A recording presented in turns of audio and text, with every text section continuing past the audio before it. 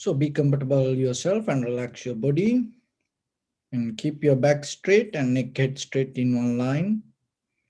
So bring your attention to this bell sound. And while you're focusing to the sound, mentally relax your body, relax your mind, and relax your breathing with your thoughts. Do nothing extra. Also remember, gently close your eyes. Just follow the sound, please.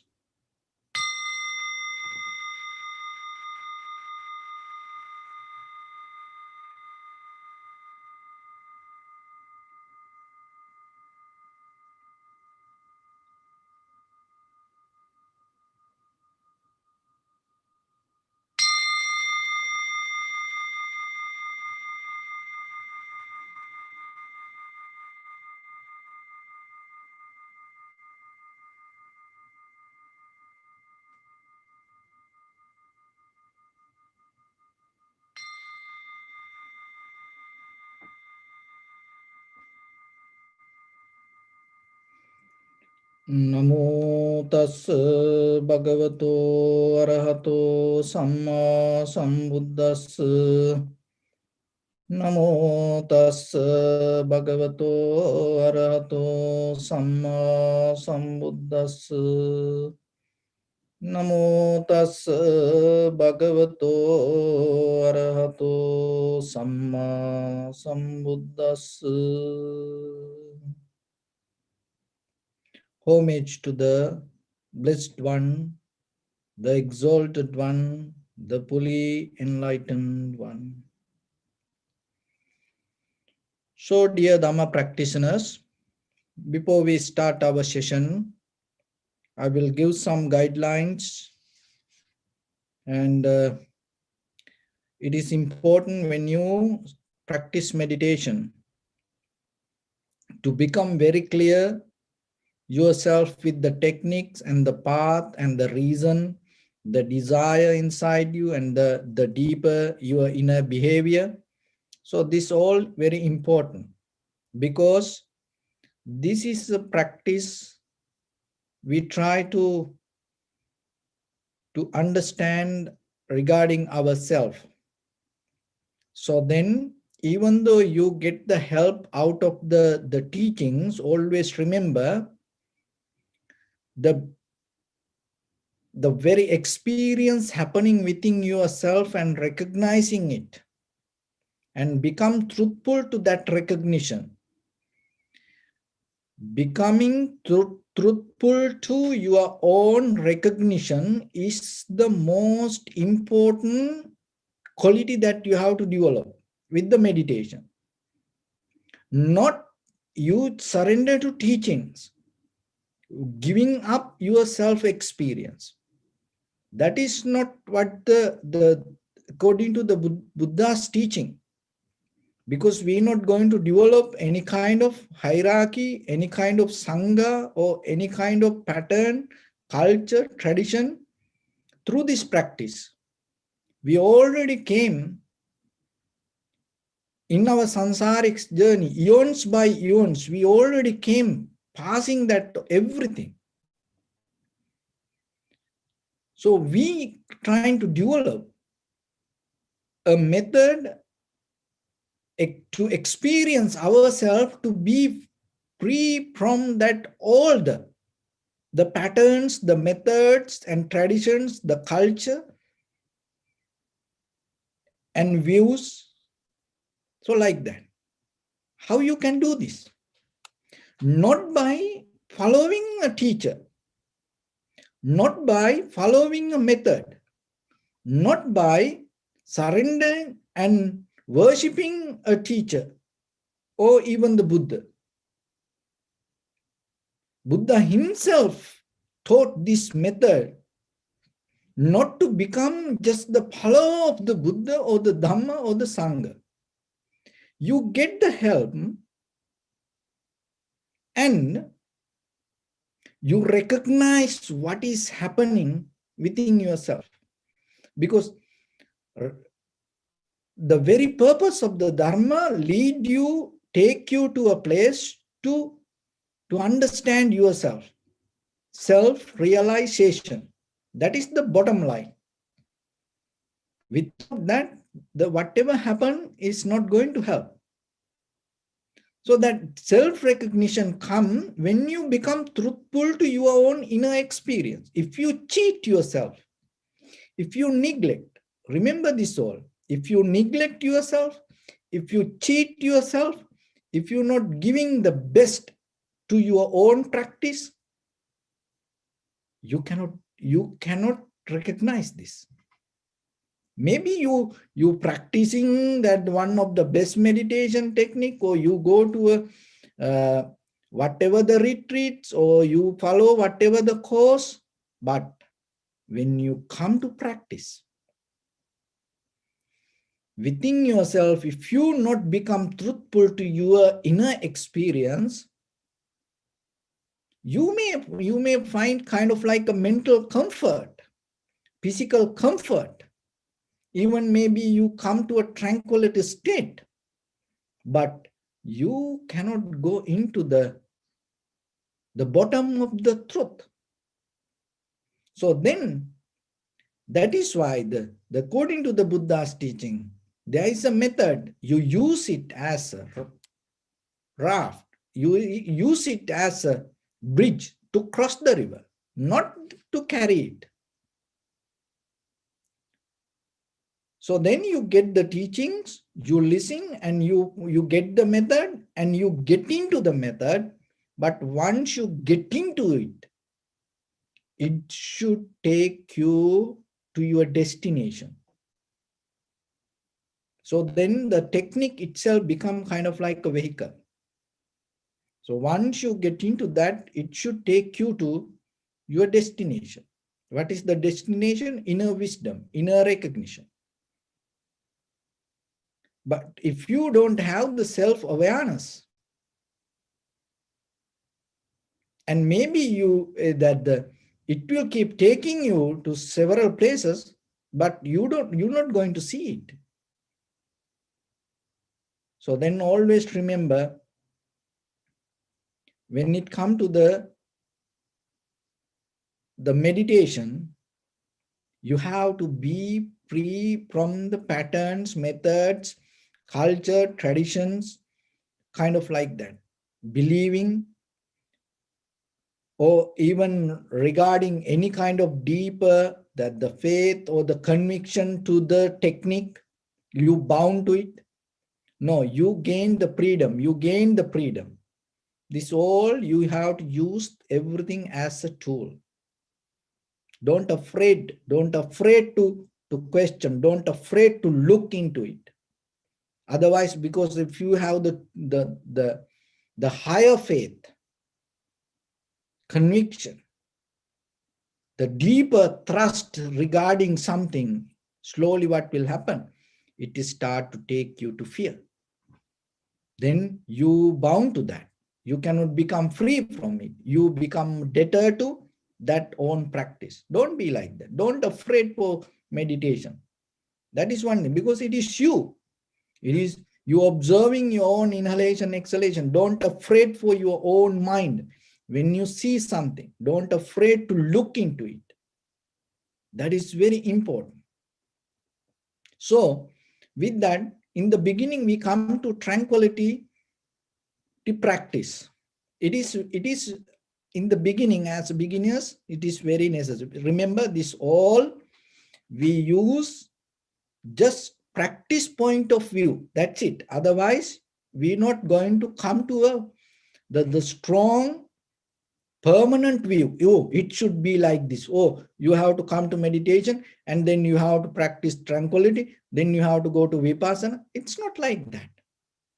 Oh, you have to observe inhalation, exhalation. Oh, you have to go recognizing this is the beginning, middle, end. It is not like that. Person to person, that your experience can be different. But at the same time, to get into this, sometimes you cannot jump from whatever the place you want. It's like you when you want to get into a bus, where you have to be You have to be in the bus stop. If you are there, then you can get in. Otherwise, how about when the bus running on the middle of the road? If you try to get in, you get into a trouble. So like that, in the beginning, to get into the method, get into the path, that's why we use the system. But otherwise, not to worship, not to clinging to that. Always remember, you practice it. At the same time, you have to be free from the technique. You practice the technique, but you're not going to become a debtor to the technique. You have to be free from the technique. So that is something make your mind powerful. It's same like this. You use the money without attaching to money, but that doesn't mean you don't know about it. You know the value of the money, and you use it, you save it, but there is no attachment to money. The same way, you use the technique, you know the technique, you know the method, but there is no attachment. So you become free from it. So then you develop the tranquility state in the beginning, and as primary mental object, we take inhalation, exhalation. There are many reasons for we take the inhalation, exhalation, and because it is nourishing your mind and body, and there is a deeper connection. When you go to the strengthen your inner wisdom, that your mind and the body listen to the nature of the inhalation, exhalation. So the mind is invisible, it is all over your body. There is a way that you can get into the mind once you start to recognize the inhalation, exhalation. So another thing is, it is 24/7 available with you. And once you start to get into that, it not depending on anything, and the thrust, the clarity you gain out of observing inhalation, exhalation, very accurate, 100%. So it take you out of the doubt. That's why when you have too much questions regarding anything, that's why this anapana or practicing inhalation or observing inhalation, exhalation is one of the best techniques. And when you have too much logical questions, so this meditation can help you to bring the clarity to you. And it directly affect for your wisdom. So another thing is, all that it help you to very easily and deeply get connected to the vipassana. In the vipassana, there are four foundations. Kaya anupassana, contemplating the body. Vedana anupassana, contemplating the pain or the feelings. Chitta anupassana, contemplating the mind. Dhamma anupassana, contemplating the Dhamma or the phenomena or the nature. So when you observe inhalation, exhalation, all these four foundations you can recognize within the inhalation, exhalation also. Another thing is, deeply, when you come to tranquility state of practice, it help you to hindrance, that get out of the five hindrance. Because the way you breathe affect for your thoughts, your inner behavior, in your inner mental formations. It deeply affect for your blood. So the behavior of the blood activate your all the muscle memory. And once the muscle memory activate, it brings that all the mental formations as emotions. So then when you go to the inhalation, exhalation, when you calm down it, and deeply you reverse the pattern to come to a point to not to go with the emotions or not to go with the current. So that is tranquility method. So in the beginning, we just practice as a method, but not to attach, but to practice to get into the path. Once you get into the path, it may be going to be different for you. But whatever, learn to observe the inhalation, exhalation. In the beginning, separately recognize this is inhalation, this is exhalation. And then observe the entire continuation of the inhalation, exhalation, length and the depth, both together. So this is the beginning, this is the middle, this is the end of the inhalation or exhalation. And once the mind becomes sharper and clear, and you go a little bit more deeper, and then you recognizing the behavior. Some inhalation, exhalation become longer, shorter, heavy, soft, warm, cold, so like that. So even though I explain one by one, it can happen to you in the beginning that you feel long inhalation. It may say you feel short inhalation. So what important thing, whatever the experience come to you, you have to recognize that. Don't try to regulate, or don't try to make anything happen the way you want. You have, even though we give a formula, when you come to practice what you have to do, that you have to change, adapt according to your inner experience. That is the practice. Otherwise, whatever I say and you follow it, it is not practice. It is something else.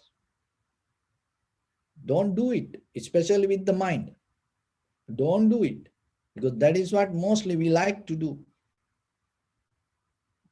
So you get it, you get the formula and keep it. And when it happens, you recognize, you use the formula only to recognize whatever happened. So that is tranquility. And then when it go to vipassana level, so there are 4 foundations. Kaya anupassana, contemplating the body. So the contemplating here is not you doing something. That is very important. So don't try to do this mistake. You become centered with your awareness, your mind, and then think, oh, I observe. Don't come to that kind of position. The observation will happen. When it happens, you have to recognize it. As an example, it like this. When you observe the inhalation, exhalation, you may experience your entire body as one. Your posture, your this karaja, the physical body, that you feel toughness. You start to feel this entire body. You are sitting as one.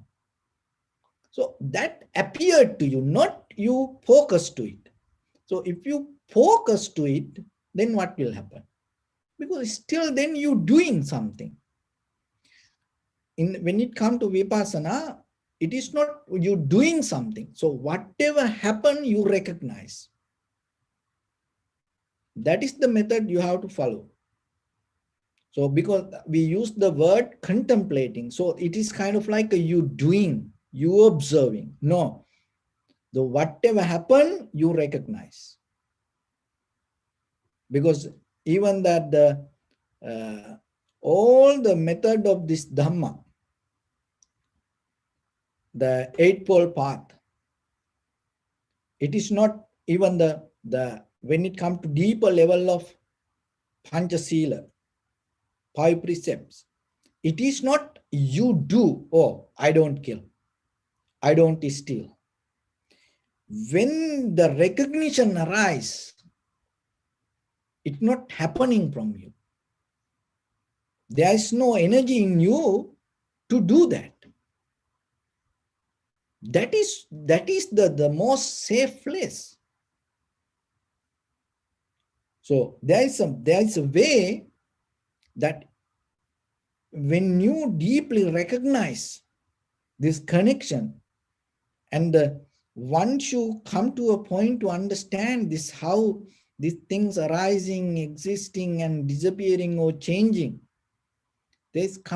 a place, there is a place in your mind, naturally, you come to a moment not to attach to anything. Naturally, you detach.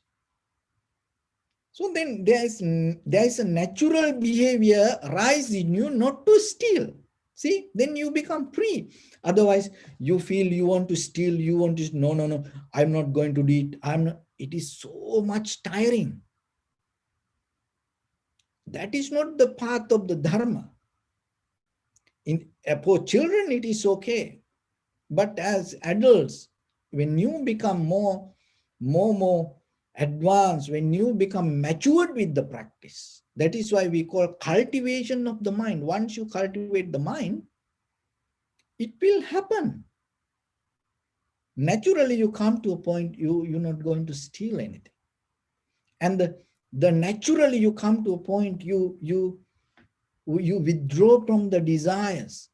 Then you're not going to come to a point to do any kind of sexual misconducting, misbehavior. Naturally, you come to a point, it is for what? Why you get into a trouble? And what will happen? So naturally it come to you. Then you withdraw. It is not you hold, no, no, no, I'm not going to do it. I'm not. Then no, it's not going to be like that. Then you blow out from something else.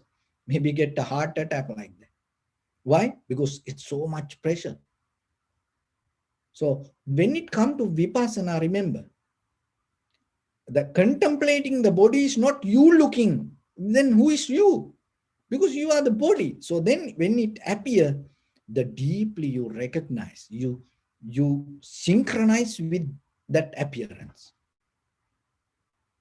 And contemplating the feelings. It is not, oh, I am here, oh, feelings happening there, oh, I observe my hand from here, oh, I feel my hand, this pain, I have the pain. It is not like that. When the pain arises, that awareness come with the pain, through the pain. It is your awareness not come from a different place, and it's kind of like you observe the pain from the third eye point, or the kind of like a bird eye view. No. See, that is where you recognize the change, the recognition arise with the pain, and the recognizer and the pain, the both the same. Chittanupassana, the mind. The mind is not different from you. So because you are the mind. So when the thought arises, you don't think, oh, this is my thought. Then if you can separate your thought from you, who you are, then again you go to that self-centered mind. So that's why when it comes to vipassana, because the thought, very nature of the thought arise from you, you recognize that arising, not separating from it. And Dhammanupassana phenomena, you observing this everything, behavior of the nature, and then arising and existence and cause and effect. So then that is where you come to a point, this everything happening according to necessary conditions in the moment, and everything change. That everything change means the observer also change. The mistake we does, oh, observer, I am doing meditation. Oh, I did it yesterday, and today I going to do it, and I am keep continuing. Who is who is continuing it? There is no, the permanent self or observer keep practicing. And that's why sometimes people ask, oh, Bhante, Venerable, that how long you practice meditation? How many years you practice meditation? See, that it's a very natural question. People ask. So if you say, oh, now I'm 10 years practicing meditation, in conventionally, we use our name and form and the timeline or like that. But if you come to a point to think yourself, oh, 10 years I practice meditation. See, Who is that 10 years? Keep continuing. That then you come to a point, you accumulating your experience. When you come to a point to be with the experience anymore, there is no accumulation. You become free from that moment. But you are in the experience because you are the experiencer. You are the changer. Then the change cannot separate from you, and then you cannot say, oh, I saw the change. Because then you separate from the change. So like that, when it comes to vipassana, so remember, contemplating the body, contemplating the pain or sensation, contemplating the mind or contemplating the Dhamma doesn't mean like in tranquility state, you have a primary mental object to observe it. No, because your experience itself become the observer. So then when it comes to body, it will come to your mind. When the mind settle down, when the mind not going here and there, when you're in the mind in tranquility state, somehow out of this four, you come to a point to get one thing. When you recognize, maybe it's the thought. If the thought appear, you recognize that as a thought. So if you see the body, you recognize it. And through that recognition, what you have to look, you have to experience, not because if you just stay there, then again and again, it's going to become kind of like addiction. You observe there how it arising, existing, and disappearing or changing and becoming something else or transforming to something. That is the power of the mind, because the mind has power to observe itself. Now you come to a point, you recognize the body and you see that how you recognize it and you recognize how it change itself. That means you observe you. So then you come to understanding with your self-observation impermanent. The whatever come to you impermanent.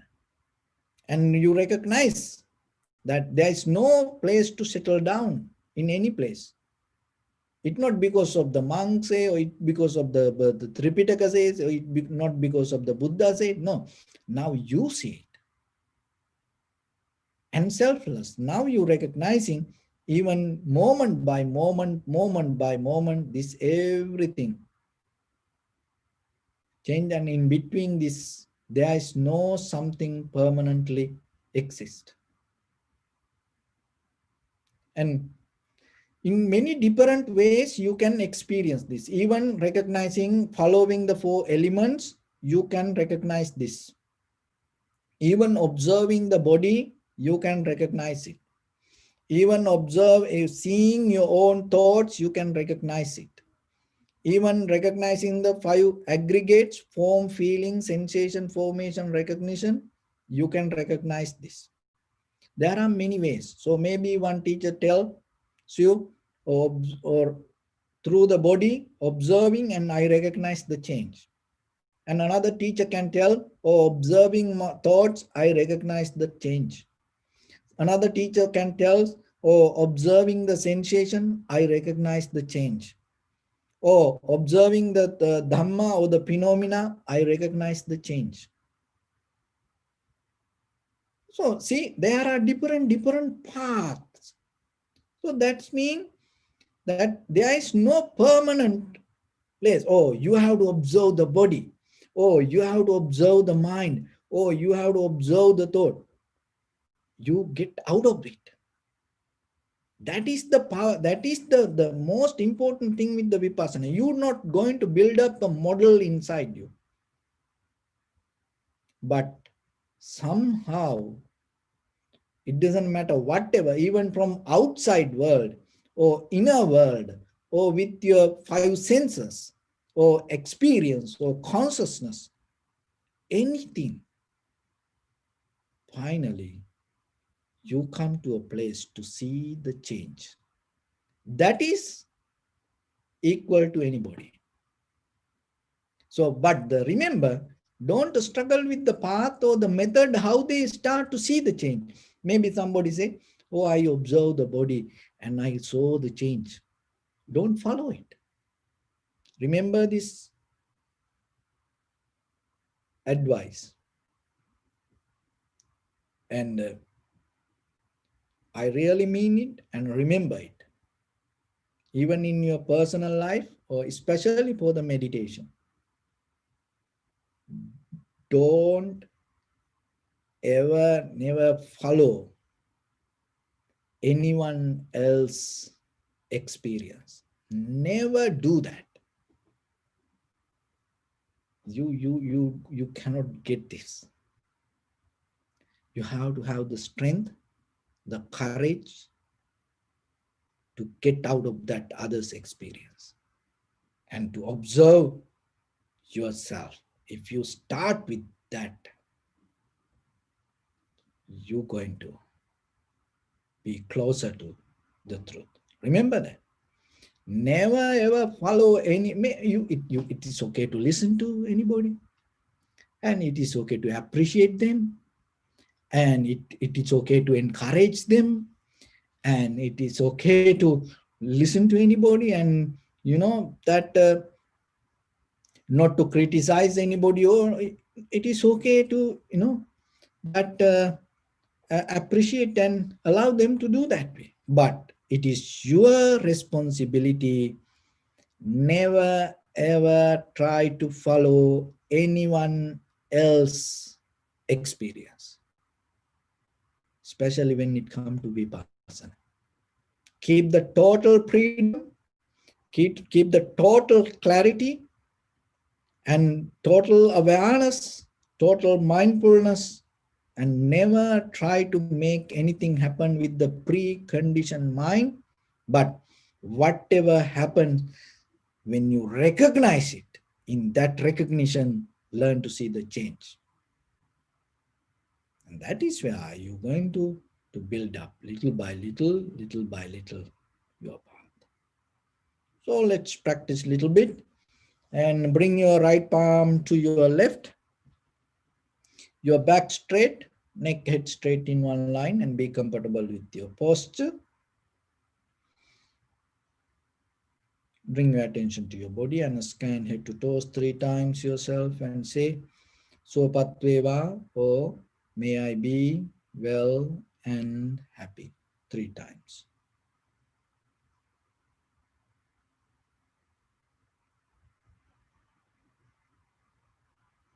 Take a moment and think. We gathered here in this moment to practice this ancient meditation technique. All the Buddhas, all the enlightened masters followed this path and achieved wisdom. So we also gathered here to accumulate that knowledge. In this moment, with this sitting, may my body become more comfortable. May my breath be more smooth. May no difficulties come to me. May all the success come to me. Also think for a moment. This is the last moment we're spending in this very lifetime. And detach your mind from all your past memories and as well as any kind of future thoughts. Just try to remain in the present moment, observing the sensation of your inhalation and exhalation, and later observe the change happening within your inner experience. So in the beginning, deeply and gently breathe out 3 times and find the sensation place in front of your nose and your upper lip area.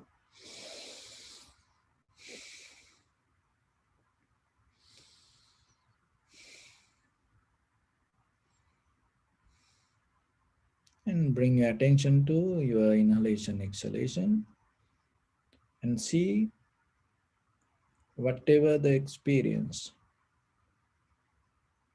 happen and go with it. Just keep recognizing without make anything happen the way you want.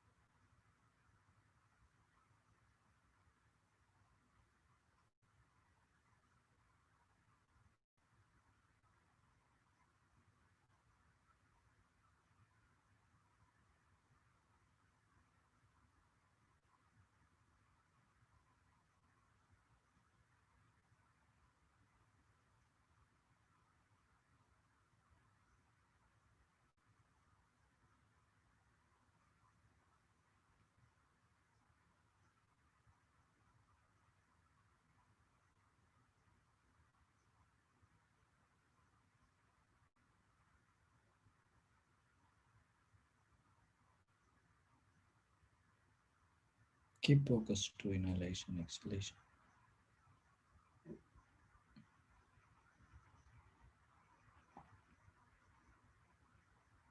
And follow the entire continuation, knowingly this is the beginning, this is the middle, this is the end of the inhalation or exhalation. Also, you may experience some inhalation, exhalation become longer, shorter, heavy, soft, warm, cold, like that. Just recognize.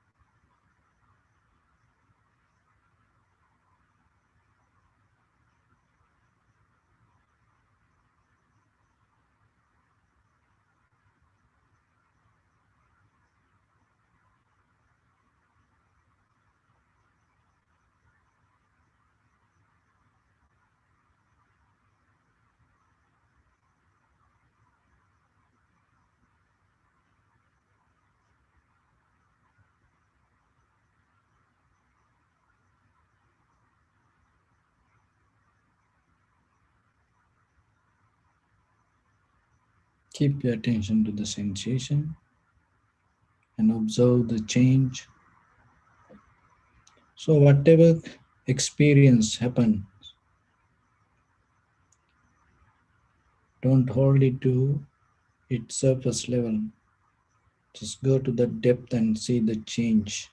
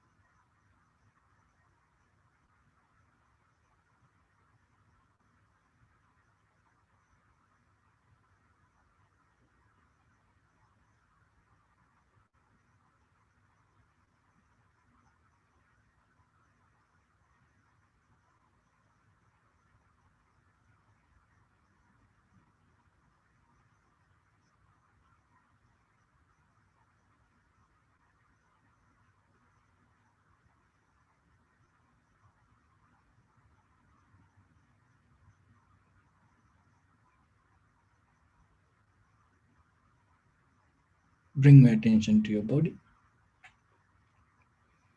Observe your posture.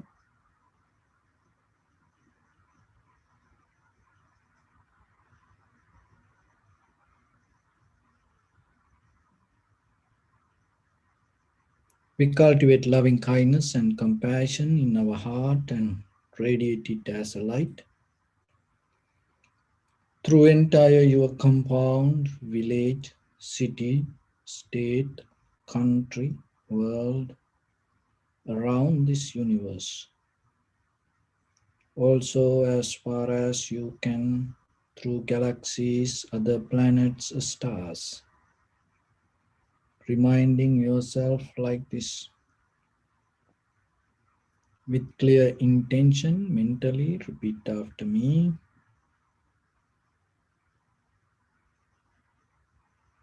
May all living beings in this universe be well and happy.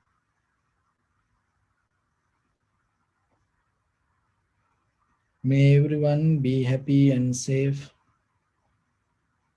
and may their hearts be filled with joy.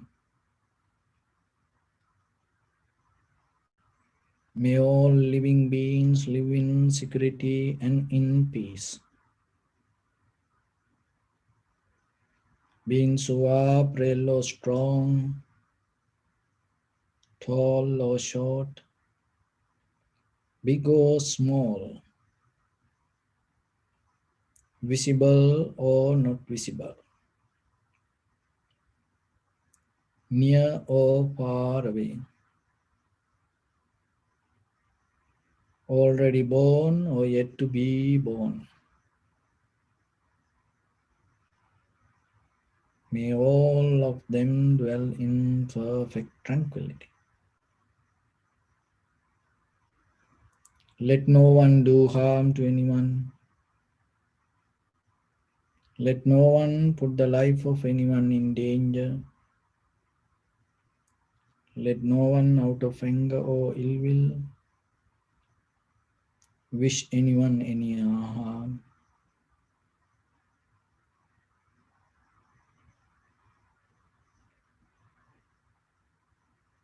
Expand the loving kindness and compassion beginning from your heart forward.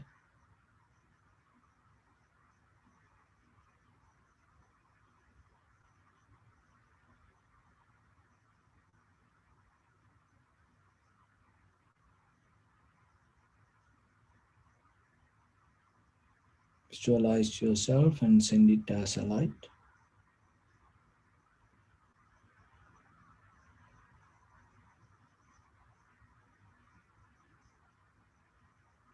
to your backside,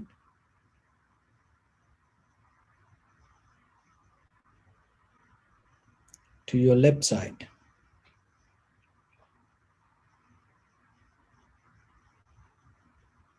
and to your right side.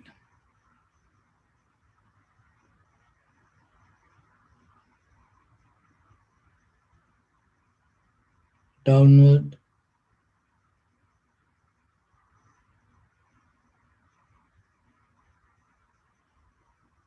and upward.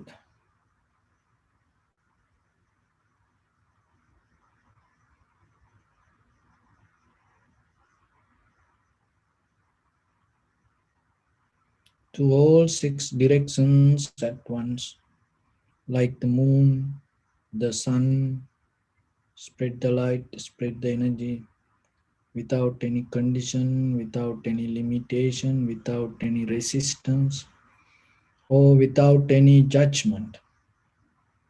Let your heart to shine with the loving kindness and compassion from the bottom of it, with the maximum effort to the highest. Wishing yourself, may all living beings in this universe be well and happy.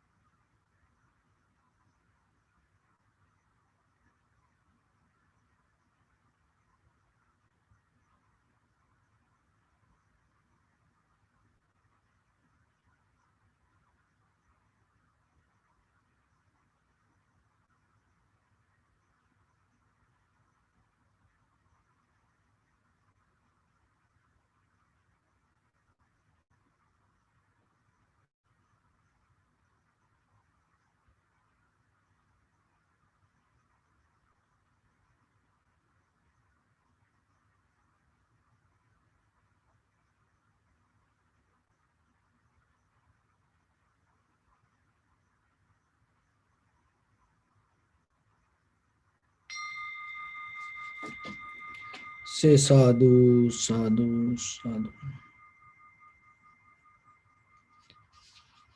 So, dear Dhamma practitioners, our mind is always with thoughts, and even though we don't see deeply, we depend on the memory and the past experience. And it's like the mud underneath the water. And sometimes you don't see the mud, but if the water become busy, if you disturb to the water, then suddenly the mud start to come. So like that, our behavior deeply inside us, and when things, everything become good and nice and happy, what will happen that the mud is little by little settle down underneath. But when the disturbances come, when something happen which we don't like, or maybe go against our will or the desire, purpose, and then we get mad. And mostly then what we do or say, we complain. This make me angry. That person, this thing, that things make me angry. And sometimes others say, don't make him angry, or don't make her angry. So then that's mean, if somebody don't make that person angry, if this something doesn't come to a necessary condition, that person not going to be angry or unhappy, sad, worried. That is not the happiness or the tranquility state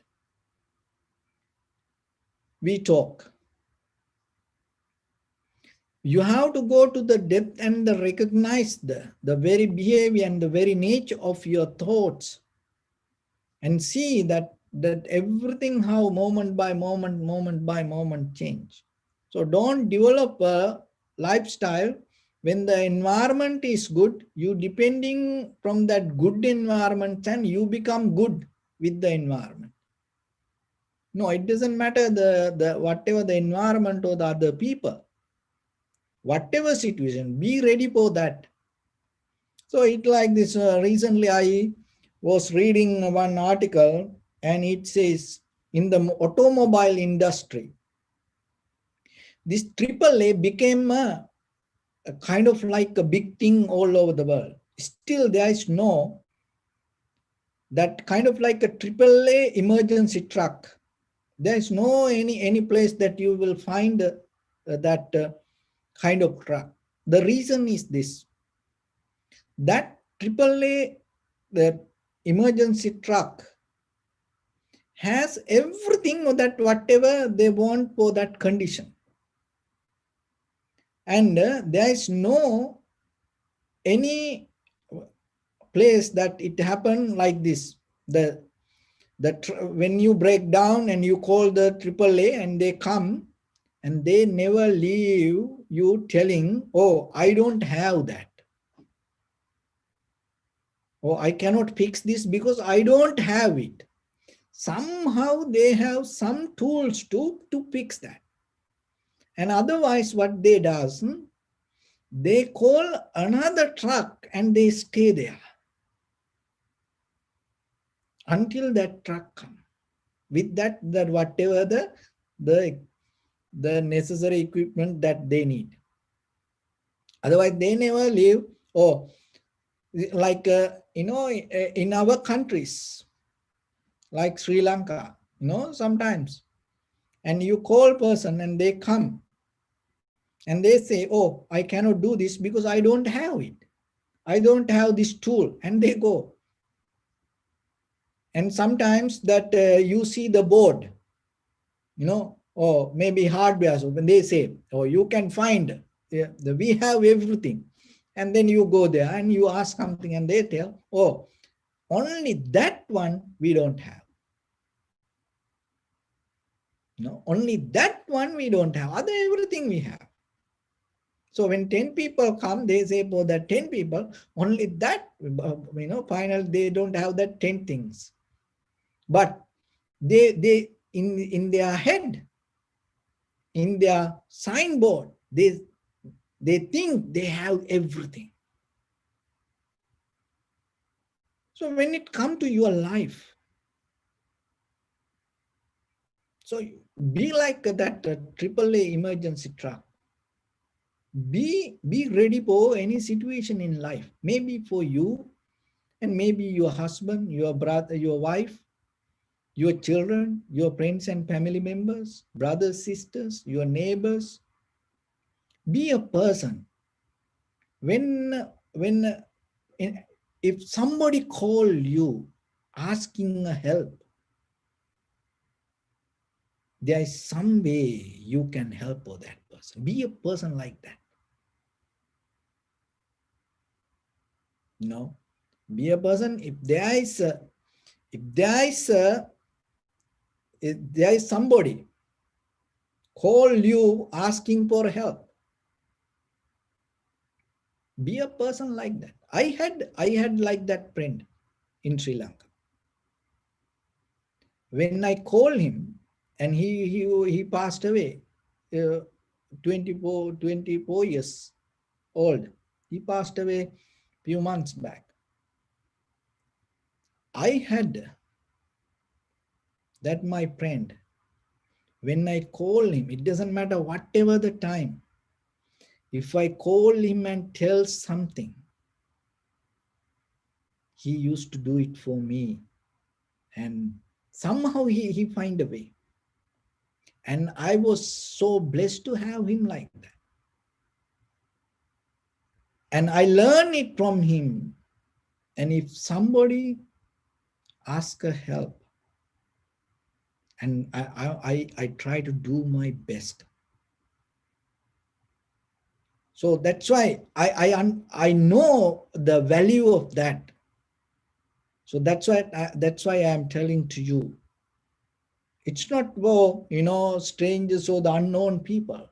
No, just remember for your own husband, for your own wife, for your own children, for your own parents, for your own brothers, sisters, friends. If somebody asks you something, if they ask something, and try to do your best. To become like that, it is not easy. No, but it is a kind of something that you develop. It's like, just imagine you just you traveling around the world, and then there is suddenly you land to this place that somewhere terrorist group come and and put you in a prison, and there's no way that you can get out of. And then somehow you find a chance to make a phone call, only one phone call. And you should have a number to call. When you call that, you know, if I call this number, this person going to come and get me somehow. Maybe now you can see you don't have a person like that. You don't have a person like that. So then what you have to do? Be a person like that for somebody. Be a person like that to somebody. Find somebody. Not for everyone, at least for a one person. Do that. The reason is this. There is an energy in us There is energy in us. That energy not belong to food. That energy not belong to your physical condition. That energy not belong to your mental condition. It is not a psychological energy. That's why, sometimes mentally you get tired. And it doesn't matter how much things you know, sometimes you forget things. And if maybe you think you're strong, but that the energy that you believe or you depending on, it always depending on something. As example, food. You feel so healthy, then you think, oh, you are so energized, but that depend on something. If you, whatever you feel as energy, if depending from something, it is not energy. It is not energy. There is energy, it's not depending from anything, but it is in you.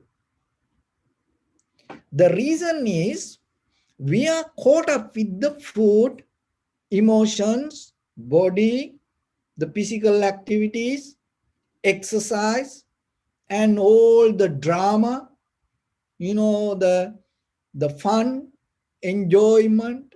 We caught up with that things, and because of that, you cannot activate that energy. There is something in you. Even it is not just the muscle memory, or it is not kind of like the physical, the energy that is stuck in you. So when it comes to tranquility state, that is where that energy going to address to you. That is where that energy you can find.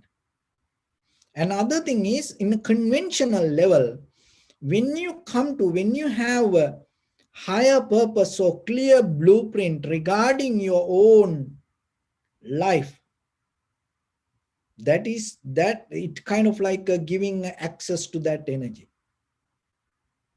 And it like this: when you plant a seed under the ground, to get out of the soil, that seed should activate to 100% to break itself and to get out of the soil. If it is 99%, it's not going to happen. It cannot. It activate, that is what is a healthy seed. So it should happen, activate to 100%. So then remember yourself, without activating that energy to 100%, you cannot change. That's why there are things that you know in life you don't want, and even you look for the change, and it's not going to happen. Again and again, you go back to wherever you are. Even in the materially, physically, in this very conventional life, the same. Even in the samsara, the same. Again and again, you drop down to the same kind of lifestyle. What's the point? Because you have no strength, you have no energy to change. Why? Because you caught up in the surface level of this energy, and it is not the real energy. It's make you weak. It's not going to make you energized. Keep eating. You think, oh, the food make you healthy, strong. Keep eating. What will happen to you? You become weak. And then it say, oh, resting, sleeping is okay. Keep sleeping. What will happen to you? You become weak. And enjoying, having fun, or maybe dancing, or going out and party, drinking. keep doing it, what will happen? You become weak. And start to go with all the sensual pleasures. And what will happen? You become weak. Only 2-3 days you will go, done. Then how? Why it say it make you energized? If you keep doing it, then it should make you more stronger, more stronger. So then remember, the meditation is one of the way you're not going to go with this depending energy, which make us weak. The meditation, the real meditation is the activation of your true energy. That from the ancient time, it happened in many ways. In the yoga, Kevalya, body, mind, and the universe become one, harmonized. Kevalya. In the Zen meditation, Satori, and even the Chinese meditation, yin and yang. And the another thing in this history, it's come Kundalini power, and Samadhi, tranquility state. This all nothing to do with the physical. It's nothing to do with this mental energy. You detach from this both, psychological and physical energy. And you detach from the both, and you come to a different level of energy. And in day-to-day life, our very, very behavior. And remember that the sensual pleasures or the desires and the emotions, and it deactivate that energy. Another thing is unpleasant situation, the drama, fighting, arguments. This all deactivate that energy. It closed down. So to activate this energy, there is a method. So the very first step, vireka. So the vireka is mostly we do in the Ayurvedic or tradition like that. Mostly what we does, it's physically just we try to do it. Vireka means releasing that whatever you holding. So that's as mean whatever you eat. So in Ayurveda it say, okay, you have to vireka. So that's mean you have to empty your stomach and cleaning it, take out everything. There are sometimes the medication, once you take it, everything flush. It's called vireka. So in your mind, and remember to do the vireka from your thoughts, mental formations, patterns, the desires that you build. So whatever that you dream or whatever you have hopes in your life, and give a break to your mind. 1 minute, 2 minutes, nothing. You get out, you empty. It is okay, you keep following it tomorrow. It's like you eat today whatever and you do the virek and you clean your body, but maybe tomorrow you will eat it again. There's nothing wrong. But remember to clean it first. So strengthening and activating your inner strength. And that energy is not depending from anything. So the very first thing that you have to do, it doesn't matter you have the higher purpose or anything, or exactly you know what you want in life. It is so clear for you, but still come to a point you become empty from it. Consciously, knowingly, you be empty. Make it empty. So that is the first step. Even you're reading a book and kind of like You already read half of the book, and now you have the strong craving to read this book. So your entire, your whole body now telling, okay, go for it, go for the next page, go for the next page. It's like you feeding to your desire. What you have to do, you close the book. You can try this. You will see what will happen to you. You close your book. You forget or everything that whatever you got from this book, and you make empty space or vireka, you get out. And all the ideas about that, whatever you thought about the book or whatever you already read through this, you get out of that all. So that is vireka. And once you have it, and the very next moment, okay, you did it. You're not going to do very next moment, you're going to read the next. No. So first you empty, and the next one, viveka. So remember, vireka and the viveka. Viveka is the rest. You have to increase the duration of the rest. Suddenly don't do it. Suddenly don't go back to it. You have the craving to eat something, you get out of that craving and you stop it. You don't put it.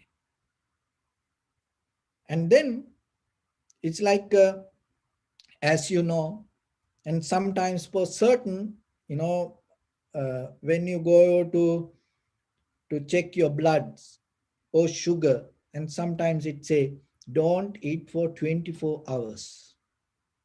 See, it giving you a duration. It doesn't say don't eat. No, it say don't eat for 24 hours. And sometimes it say it is okay, you can eat whatever, and you come, then you can check the blood.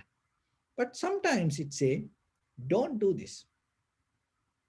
So then you get into the vireka, you empty, and then suddenly you're not going to do. Like mostly when the new year come in our traditions, and it's kind of like it happened, the same method, but it come in a different way to our life. It like the before the new year, you get out of all the work, and then you stop for your all the activities, you stop, and then you waiting for the new year to start your work. So in between that, you don't do only spiritual things.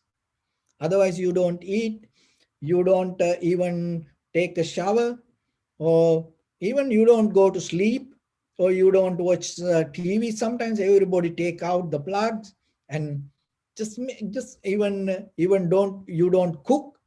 You clean all your uh, the areas that wherever you eat, and everything. You completely become neutral. So there's a duration. You follow it. You hold it to that time.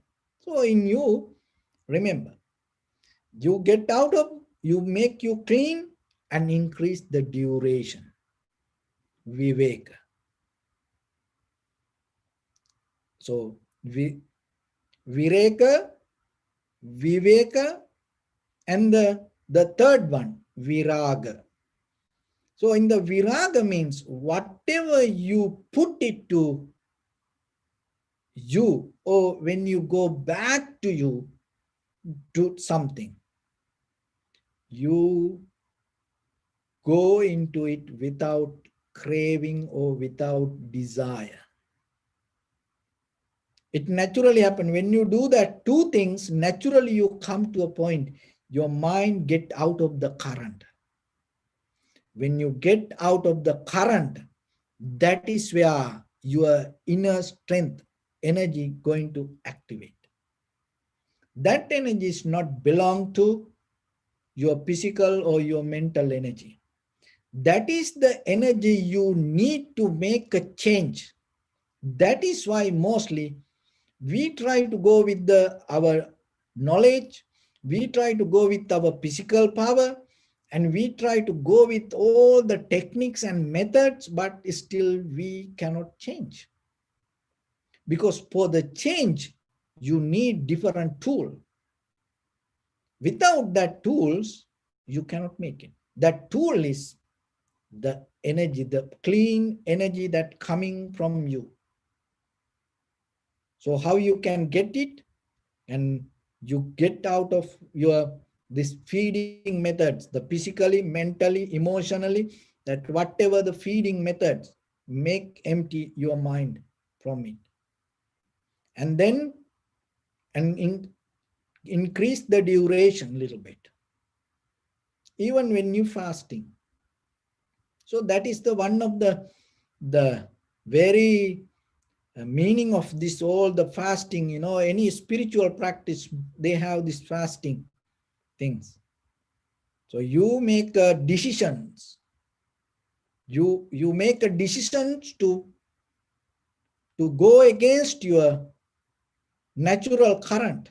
You make a conscious decisions go against your natural current, and use that moment to be spiritual when you do fasting. And that also take you to certain level of activate that inner energy which you need for change. Because if you have that change moment by moment, within 1 year, you become completely a different person. Look at ourselves. Now already this year, that the half of the month gone, and 31st night, and after that, we thought about things, we make plans, but then slowly what happened? And maybe you clean the house and everything, and now you go and see that everything went back to the same places. And you keep eating the same way, you sleeping the same way, you start to get back to your old method which you used to keep doing many years. See, even the physical things. And you thought, oh, I want to clean my house, and you clean everything, and then you want to throw something away, and you put it outside the house thinking, I'm going to throw it. But now go and look, it is inside your house at the same place, and even you don't know how it came into inside there. So it's like that. Our mind the same. That is what we go with the samsara like that way. So then remember, there is something that inside you as energy exit which you need for the change. So if you really look for the change, your liberation and your transformation to a better person, so remember, you need to activate that. How you can do, come to a very first level to make empty you. It doesn't matter how valuable, how good things that you know or you learn, or come to a point just for a moment. Make it empty, clear. And then take a rest. Increase the duration. Don't go back to it. Take a rest. And physically also you can practice this, but this is a more mental practice. Take a rest. And then start to get it without craving, because when you do that 2 steps, the craving not going to be there when you're going to put it. And bring it back. Maybe the same thing, bring it back. Or whatever you keep doing, start to keep doing, then you will see it is different. That understanding of difference or the recognition already place you in the change. So with that, I bless upon everyone. With this good practice, may all of you be well, happy and peaceful. May no harm come to you. May no difficulties come to you. May no problems come to you. May you also have the patience, courage, understanding, and determination to meet and overcome inevitable difficulties in your life. During this time period, may everyone stay healthy and safe. And finally, may all of you attain supreme bliss of Nibbana.